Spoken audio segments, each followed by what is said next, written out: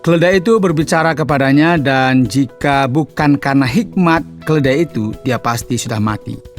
Akibatnya akan sangat mengerikan karena sikapnya sejak awal sudah tidak masuk akal. Selamat datang di Jalan 66, sebuah program studi Alkitab yang bertujuan untuk mengurai teks pasal demi pasal dan memahami isinya. Kita akan belajar Alkitab bersama di bawah bimbingan Pak Yohanes, guru kita, dan saya Oti Priambodo, tuan rumah Anda. Dan hari ini kita akan mempelajari kitab Bilangan pasal yang ke-22 sampai dengan pasal yang ke-24 dengan tema Keledai yang Mencegah Kebodohan. Kali ini kita akan bertemu dengan seekor keledai yang sangat cerdas, yang lebih bijaksana daripada seorang manusia yang terobsesi dengan keserakahan. Dunia hewan pasti menentang dosa di sini. Tetaplah untuk bersama dengan Jalan 66 agar kita dapat membahas beberapa topik menarik. Apa perbedaan antara seorang nabi dan seorang peramal? Pertanyaan ini dan banyak lainnya akan dijawab dalam bagian ini. Saudara yang dikasihi oleh Tuhan, kadang-kadang ada sesuatu di tengah-tengah kehidupan kita yang menegur kita. Kita harus berpikir bahwa jangan kita berpikir bahwa teguran itu hanya datang dari orang-orang yang bijaksana, orang-orang yang hebat. Tapi di dalam kitab suci, ada sebuah peristiwa di mana keledai mencegah kebodohan. Ini hal yang luar biasa. Ini kisah yang luar biasa yang bisa kita pelajari. Bahwa kita tahu sebelumnya bangsa Israel ini kan berada di wilayah Moab. Dan kini mereka menghadapi pertempuran yang besar. Dan kita melihat, saudara, di pasal selanjutnya, kita akan belajar dari kitab Bilangan pasal 22 sampai 24. Silakan buka Alkitab, saudara. Pelan-pelan, ya sudah dibuka, baik itu cetakan maupun elektronik yang mungkin ada di HP. Silakan dibuka, jika sudah, izinkan saya membaca bagi kita semua dari pasal 22 dimulai dari ayat yang kedua. Balak bin Sipor melihat segala yang dilakukan Israel kepada orang Amori. Maka sangat gentarlah orang Moab terhadap bangsa itu, karena jumlahnya banyak. Lalu muak dan takutlah orang Moab karena orang Israel. Lalu berkatalah orang Moab kepada para tua-tua Midian, tentu saja laskar besar itu akan membabat habis segala sesuatu yang di sekeliling kita, seperti lembu membabat habis tumbuh-tumbuhan hijau di padang. Adapun pada waktu itu Balak bin Sipor menjadi raja Moab. Raja ini mengirim utusan kepada Bileam bin Beor ke Petor yang di tepi sungai Efrat, ke negeri teman-teman sebangsanya, untuk memanggil dia dengan pesan, ketahuilah, ada suatu bangsa keluar dari Mesir, sungguh sampai tertutup permukaan bumi olehnya, dan mereka sedang berkemah di depanku. Karena itu datanglah dan kutuk bangsa itu bagiku, sebab mereka lebih kuat daripadaku. Mungkin aku sanggup mengalahkannya dan menghalaunya dari negeri ini, sebab aku tahu siapa yang kau berkati, dia beroleh berkat, dan siapa yang kau kutuk, dia kena kutuk. Saudara, orang-orang menghadapi masalah dalam proses terpenuhi janji Allah. Masalah di dalam, ya kita lihat ada pemberontakan terhadap Allah, dan sekarang masalah yang ada di luar. Apa, saudara? Musuh-musuh. Ini orang-orang Moab ini kan bukan orang sembarangan. Dan tentunya ada yang bernama Balak. Dia menyewa seorang nabi yang terkenal, mungkin secara internasional begitu ya. Luar biasa, ini seorang peramal dan ramalannya selalu tepat begitu ya. Ini orangnya bernama siapa? Bileam. Dan tentunya Bileam ini berasal dari Irak modern sekarang, di wilayah Mesopotamia. Jadi dia berusaha untuk menyelesaikan masalah yang dihadapi terhadap orang Israel, dan tentunya mengejutkan. Ini kita baca selanjutnya. Kemudian datanglah Allah kepada Bileam. Siapakah orang-orang yang bersama-sama dengan engkau itu? Dan berkatalah Bileam kepada Allah, Balak bin Sipor raja Moab mengutus orang kepadaku dengan pesan, ketahuilah ada bangsa yang keluar dari Mesir dan permukaan bumi tertutup olehnya. Karena itu datanglah, serapahlah mereka bagiku. Mungkin aku akan sanggup berperang melawan mereka dan menghalau mereka. Lalu berfirmanlah Allah kepada Bileam, "Janganlah engkau pergi bersama-sama dengan mereka. Janganlah engkau mengutuk bangsa itu, sebab mereka telah diberkati." Nah, ini sangat mengejutkan ya. Ini pertama kalinya kaget mungkin nabi yang sudah terkenal secara internasional. Dia dipanggil untuk mengutuk orang Israel, dibayar mahal begitu. Tapi ternyata Allah campur tangan. Gak boleh kamu mengutuk orang ini, karena bangsa ini sudah aku berkati. Dan kita tahu saudara, Balak mulai menawarkan kepada Bileam segala bantuan yang dia butuhkan. Jadi oke, kalau kurang bayarnya saya tambahi, begitu kira-kira ya. Jadi ini kan cara-cara yang digunakan ya. Tapi kita perhatikan coba ayat 21. Lalu bangunlah Bileam pada waktu pagi. Dipelanainya keledainya yang betina dan pergi bersama-sama dengan pemuka-pemuka Moab. Tetapi bangkitlah murka Allah ketika ia pergi, dan berdirilah malaikat Tuhan di jalan sebagai lawannya. Bileam mengendarai keledainya yang betina, dan 2 orang bujangnya ada bersama-sama dengan dia. Ketika keledai itu melihat malaikat Tuhan berdiri di jalan dengan padang terhunus di tangannya, menyimpanglah keledai itu dari jalan dan masuk ke ladang. Maka Bileam memukul keledai itu untuk memalingkannya kembali ke jalan. Kemudian pergilah malaikat Tuhan berdiri pada jalan yang sempit di antara kebun-kebun anggur dengan tembok sebelah menyebelah. Ketika keledai itu melihat malaikat Tuhan, ditekankannya dirinya kepada tembok, sehingga kaki Bileam terhimpit kepada tembok. Maka ia memukulnya pula. Berjalanlah pula malaikat Tuhan terus, dan berdirilah ia pada sudut tempat yang sempit, yang tidak ada jalan untuk menyimpang ke kanan atau ke kiri. Melihat malaikat Tuhan, meniaraplah keledai itu, dan Bileam masih di atasnya. Maka bangkitlah amarah Bileam, lalu dipukulnyalah keledai itu dengan tongkat. Ketika itu Tuhan membuka mulut keledai itu sehingga ia berkata kepada Bileam, "Apakah yang kulakukan kepadamu sampai engkau memukul aku 3 kali?" Jawab Bileam kepada keledai itu, "Karena engkau mempermainkan aku. Seandainya ada pedang di tanganku, tentulah engkau kubunuh sekarang." Tetapi keledai itu berkata kepada Bileam, "Bukankah aku ini keledaimu yang kau tunggangi selama hidupmu sampai sekarang? Pernahkah aku berbuat demikian kepadamu?" Jawabnya, "Tidak." Kemudian Tuhan menyingkapkan mata Bileam. Dilihatnya malaikat Tuhan dengan pedang terhunus di tangannya berdiri di jalan. Lalu berlututlah ia dan sujud. Berfirmanlah malaikat Tuhan kepadanya, "Apakah sebabnya engkau memukul keledaimu sampai 3 kali? Lihat, aku keluar sebagai lawanmu, sebab jalan ini pada pemandanganku menuju kepada kebinasaan. Ketika keledai ini melihat aku, telah 3 kali ia menyimpang dari hadapanku.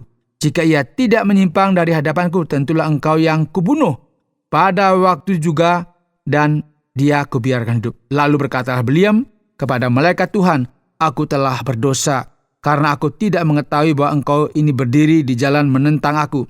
Maka sekarang jika hal itu jahat di matamu, aku mau pulang." Tapi malaikat Tuhan berfirman kepada Bileam, "Pergilah bersama-sama dengan orang-orang itu, tetapi hanyalah perkataan yang akan kukatakan kepadamu, harus kau katakan." Sesudah itu pergilah Bileam bersama-sama dengan pemuka-pemuka Balak itu. Saudara, ini kejadian yang sangat luar biasa. Ada nabi yang terkenal, dan dia melanggar perintah yang diberikan Allah kepadanya, dan akibatnya saudara, dia mengalami masalah. Dia marah kepada keledainya, dan ternyata malaikat Tuhan berdiri menghadang dia dan mengingatkan dia agar hati-hati loh kamu. Sebab kalau kamu nggak dengarkan saya, kamu akan dibunuh. Dan tentunya ini satu hal yang harus kita lihat di sini, bahwa Bileam ini juga mata duitan. Ketika dikasih uang begitu banyak, dia berani aja dia menentang Tuhan. Tetapi Tuhan dengan keras menghadang dia. Nah saudara yang dikasih oleh Tuhan, pasal 23 dan 24 itu berisi tentang nubuat-nubuat. Kata-kata Nabi Bileam, seorang nabi yang boleh dikatakan asing, ini berbicara tentang Israel. Hal ini tentunya kita katakan sebagai sesuatu yang luar biasa. Meskipun dia ditawari begitu banyak oleh Balak, tetapi dia pada akhirnya mengikuti apa yang Tuhan katakan. Kalau kita perhatikan sekarang pasal 23 ayat 7. Lalu Bileam mengucapkan sanjaknya, katanya, "Dari Aram aku disuruh datang oleh Balak, Raja Moab. Dari gunung-gunung sebelah timur datanglah, katanya, kutuklah bagiku Yakub dan datanglah kutuklah Israel. Bagaimanakah aku menyerapah yang tidak diserapah Allah? Bagaimanakah aku mengutuk yang tidak dikutuk Tuhan?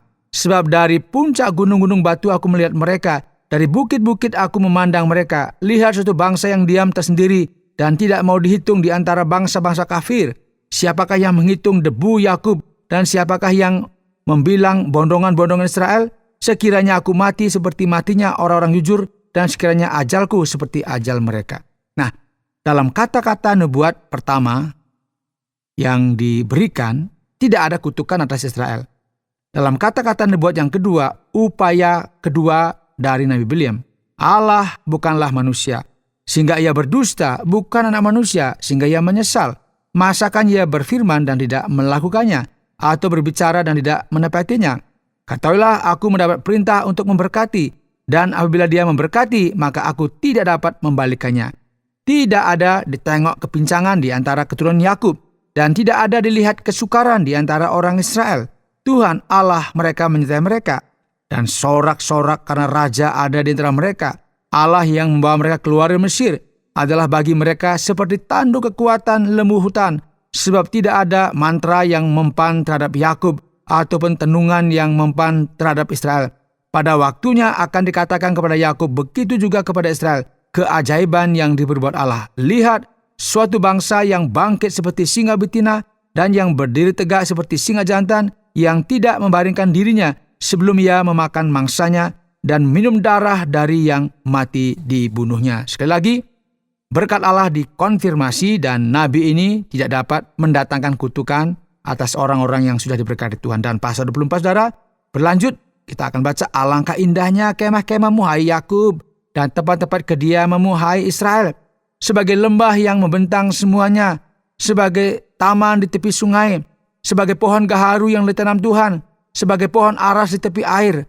Air mengalir dari timbanya dan benihnya mendapat air banyak-banyak. Ya, ini luar biasa. Nah, bagian akhir dari bagian ini kita lihat sekarang, diberkatilah orang yang memberkati engkau dan terkutuklah orang yang mengutuk engkau. Dan dengan semua ini yang terjadi adalah Balak menjadi benar-benar putus asa karena dia membayar dengan emas dan ternyata dia tidak mau mengutuk Israel.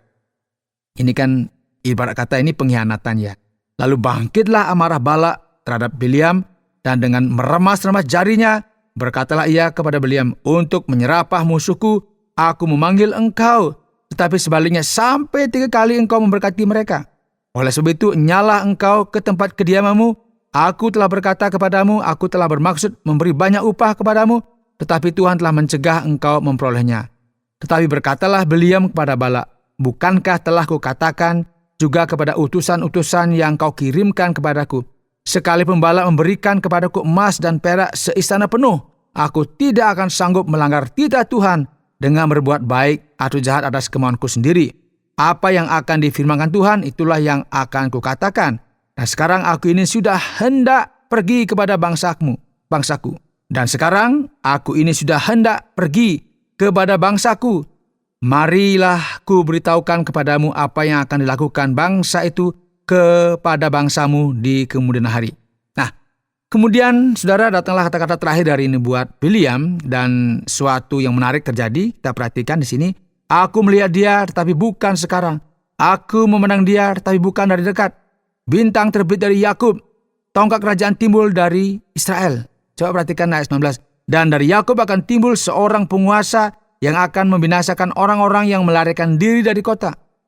Tidak hanya Israel yang diberkati, tetapi kita juga melihat di sini bahwa dalam skenario yang dibuat terkait dengan ini, bahwa ada yang kita tahu di sini ada perselisihan kekuasaan, ada perdebatan, tetapi ada Allah juga yang mengungkapkan, saudara, di sini ada kekuasaan itu ada di Yakub dan akan muncul bintang yang bersinar di antara bangsa Israel. Ya, tentunya ini satu nubuatan merujuk kepada Mesias yang akan bangkit, yaitu Kristus dengan kekuasaannya yang akan dipenuhinya di kemudian hari. Dan kalau kita baca di kitab yang ada di Injil dan kita melihat bagaimana Kristus hadir untuk memenuhi semua apa yang disampaikan di sini. Ini yang saya katakan bahwa sesuatu yang luar biasa yang kita bisa baca di sini. Ada sebuah komposisi rasa yang luar biasa. Mesias adalah raja segala raja dan ia akan memerintah selama-lamanya. Amin. Luar biasa ya. Dan ini kita lihat ditemukan oleh orang-orang Moab. Nabi dari Mesopotamia mengetahuinya bahwa bangsa Israel adalah bangsa yang dipilih oleh Tuhan dan dari dalamnya akan muncul raja segala raja, yaitu Kristus Yesus. Baik, Pak Yones, sepertinya kelihatan aneh cerita yang kita dengar kali ini. Namun sebelum kita masuk ke detail yang lebih lanjut, saya ingin tahu lebih banyak tentang peramal, Pak Yones. Apakah dia seorang nabi atau peramal? Apa bedanya?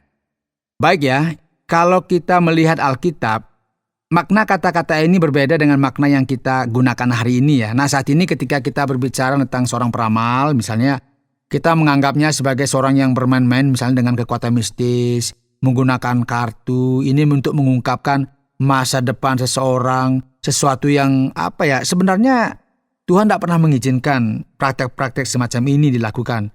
Nah, ketika Alkitab menggunakan istilah yang sama, itu hanya berarti seseorang yang melihat hal-hal secara spiritual dengan cara yang tidak biasa. Jadi dia ada penglihatan yang dilihat. Jadi bukan pengertian peramal yang seperti saat ini. Nah, makanya di dalam pertama Samuel 9, seorang peramal dan nabi pada dasarnya adalah hal yang sama di sini. Jadi jangan disamakan dengan peramal sekarang. Pada masa itu orang yang bisa bernubuat ini sama dengan nabi. Ya, seperti nama-nama tersebut juga bisa berubah maknanya dari waktu ke waktu.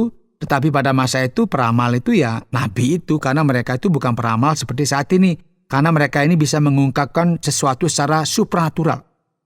Jadi kita harus tahu bahwa tidak semua nabi bisa seperti ini. Dan Alkitab menjelaskan dengan sangat jelas kepada kita. Tidak ada peramal atau nabi yang terlibat dalam kekuatan mistis jahat atau hal-hal semacam ini. Ya, harus ingat bahwa keduanya ini sangat berbeda dalam Alkitab. Jadi jangan kita mencampur adukkan. Ketika bilang peramal, berarti ramalan, bukan. Memang orang-orang yang betul memiliki sebuah kekuatan untuk melihat masa yang akan datang. Semacam nubuatan, dan ini bersifat supranatural. Baiklah Pak Yones, ada hal lain yang menarik perhatian dalam bagian ini, yaitu ketika kita sampai pada pasal yang ke-23. Kita melihat bahwa Allah berbicara kepada nabi kafir itu, seorang nabi yang tidak ada hubungannya dengan umat Allah dalam perjanjiannya. Hal yang muncul cukup baru bagi kita di sini kita melihat dan cukup mengejutkan. Begitu Pak Yones? Ya, tepat sekali ya, mungkin mengejutkan bagi kita karena ternyata ada nabi di luar Israel.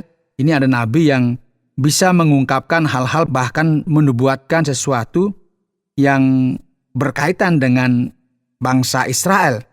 Dan kita harus melihat di sini bahwa Allah terlibat di dalamnya. Bahwa Allah memakai orang-orang yang mungkin tidak seperti yang kita pikirkan. Bahwa Allah itu adalah Allah yang berkuasa, dia bisa gunakan siapa saja untuk menyampaikan pesannya. Jangan kita hanya berpikir, kalau dia ada di sini baru boleh, kalau di luar nggak bisa. Tuhan bisa pakai siapa? Bahkan dikatakan batu-batu pun bisa menyanyi, bahkan binatang itu bisa bicara. Artinya apa? Allah itu maha kuasa. Dia bisa mengetahui segala sesuatu dan dia bisa bekerja melalui siapa saja. Karena dia adalah Allah atas seluruh bumi dan semua orang harus tunduk kepadanya. Dan kita tahu bahwa nabi yang muncul, yang kita lihat di sini, dia ternyata tahu tentang Allah Israel. Sepertinya dia ini sangat menyadari bahwa inilah Allah yang paling berkuasa di antara semua Allah. Sama seperti beberapa mistikus saat ini mengakui bahwa kuasa Kristus sangat besar. Bahwa nama Yesus itu sangat berkuasa. Jadi tentunya ini mengejutkan. Jadi Allah tidak terbatas pada apa yang kebanyakan orang percaya selama ini. Allah berkuasa dan dia campur tangan dalam segala sesuatu sebagaimana yang dia inginkan. Jadi dia ini adalah Allah yang benar-benar menguasai semuanya. Jadi jangan kita merasa bahwa Allah hanya ada di sini, di tempat lain tidak ada. Karena dia adalah pemilik alam semesta. Dan dia bisa intervensi kepada siapapun untuk orang itu agar dia melakukan sesuatu sebagaimana yang dia kehendaki. Ini yang disebut dengan campur tangan Tuhan. Juga termasuk di dalam nubuatan yang dilakukan oleh Bileam. Berikut Pak Yones, kita melihat situasi ini dengan nabi yang dipanggil. Tetapi, mengapa kita menemukan banyak ayat dalam Alkitab yang mengkritik posisi ini yang terkait dengan Bileam. Ya, kalau kita memperhatikan Bileam, ini kan hanya memberkati Israel ya. Dan kita perlu memperhatikan karena Bileam bukanlah orang yang bertindak sesuai dengan yang seharusnya.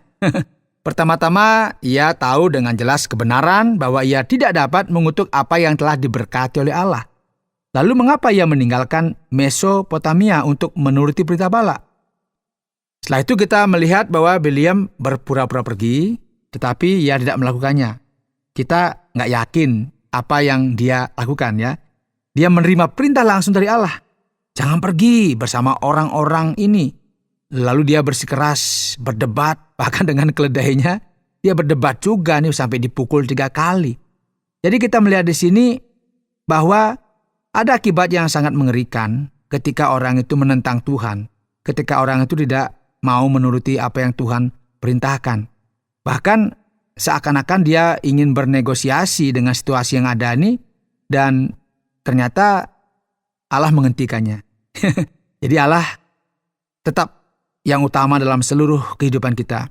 Jadi nasihat Bileam dalam Alkitab adalah nasihat yang negatif. Bileam dalam arti tertentu mencoba untuk mengelabui Allah, mencari cara lain untuk mengelilinginya, tetapi Allah mencegahnya melakukan itu, mengungkapkan kuasa dan belas kasihannya atas Israel. Jadi dia ini kan sebenarnya yaitu dia selalu dibayar untuk melakukan sesuatu, mengutuk dan sebagainya. Ini kan ada sesuatu yang sebenarnya ingin dilakukan oleh Bileam, tetapi Allah mencegahnya di sini. Allah mau agar dia hati-hati dengan umat pilihannya. Kira-kira seperti itu. Kita sudah banyak berbicara tentang keledai. Dan sejauh yang kita lihat, cerita ini tampak normal hingga tiba-tiba terjadi sangat berbeda dan cukup aneh. Keledai bisa berbicara, dan seorang malaikat muncul, seorang nabi yang datang dari jauh. Apa makna cerita ini pada saat ini dalam sejarah Israel, Pak Yohanes? Ya ini menarik ya, dan tentunya kok ketika ada hewan berbicara pasti kita akan takut ya. Bahkan di Taman Eden ada ular juga yang bisa berbicara. Dan juga kita melihat tadi di pembahasan sebelumnya ada ular tembaga, betul ya? Menyembuhkan orang. Ya tepat, menyembuhkan orang. Ya saya pikir anak-anak lah yang menikmati cerita ini. Mereka senang, wah ada cerita ini kan hewan bisa bicara, keledai bisa bicara, ini kan seandainya ada bahwa ayam, tiba-tiba ayam berbicara, ini kan sesuatu yang mungkin kaget tetapi juga menyenangkan. Mungkin kok bisa ya. Tetapi kita harus ingat bahwa Allah itu berjanji, mengadakan perjanjian dengan umatnya. Dan umatnya memang adalah umat yang penuh dengan keterbatasan. Katakanlah mereka berpikir tentang makan sesuatu dan Allah kirimkan kepada mereka burung puyuh.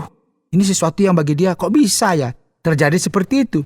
Kadang-kadang dia membayangkan umat ini kan bayangkan mendingan saya tinggal di Mesir begitu ya, duduk-duduk santai-santai tiba-tiba dapat makanan, hamburger gitu misalnya. Dia senang sekali di sini.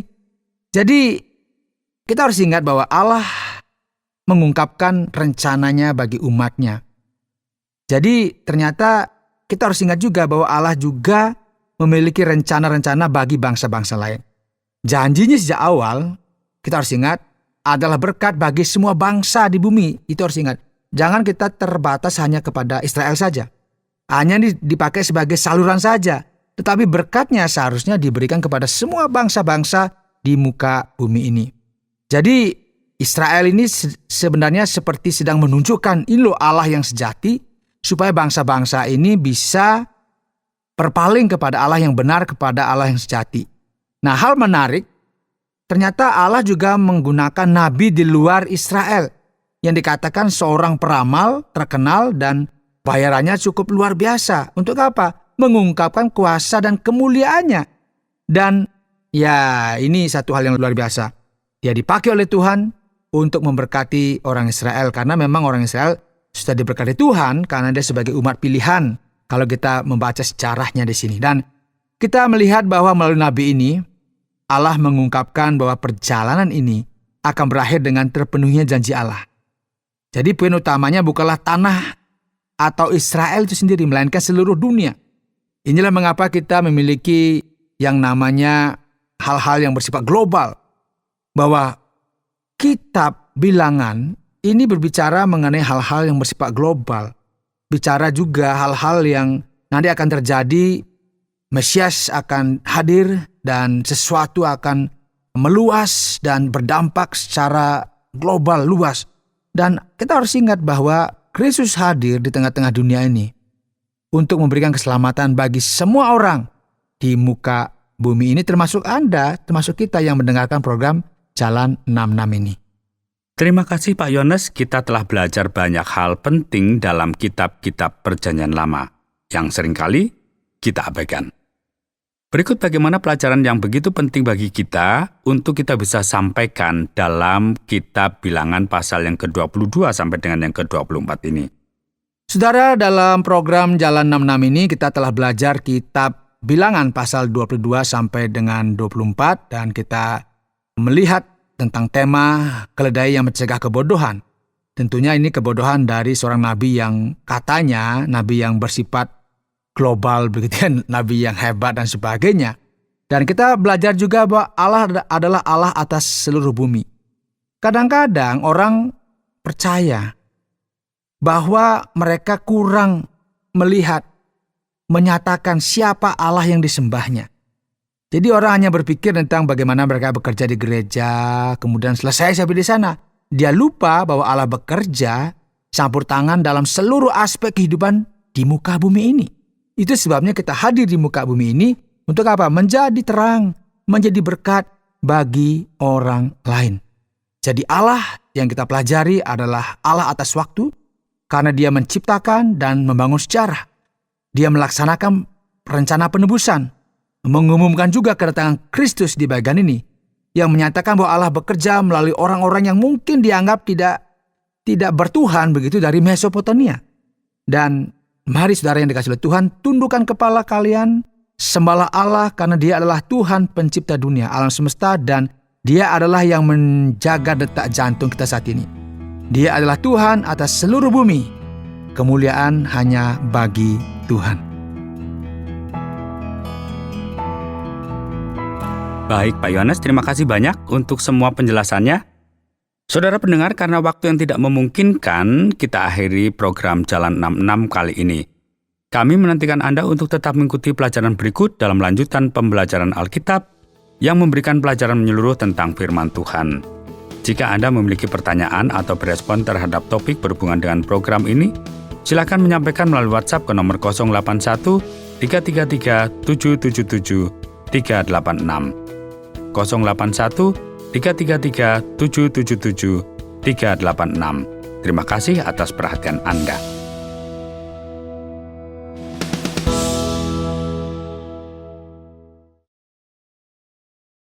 Terima kasih Anda sudah mengikuti program kami. Jika Anda diberkati, jangan lupa like, komen, dan share supaya Anda tidak ketinggalan setiap program terbaru kami. Jangan lupa juga untuk subscribe channelnya dan nyalakan loncengnya. Jika Anda ingin mendukung pelayanan kami, bisa melalui rekening kami berikut ini atau menghubungi kami di sini.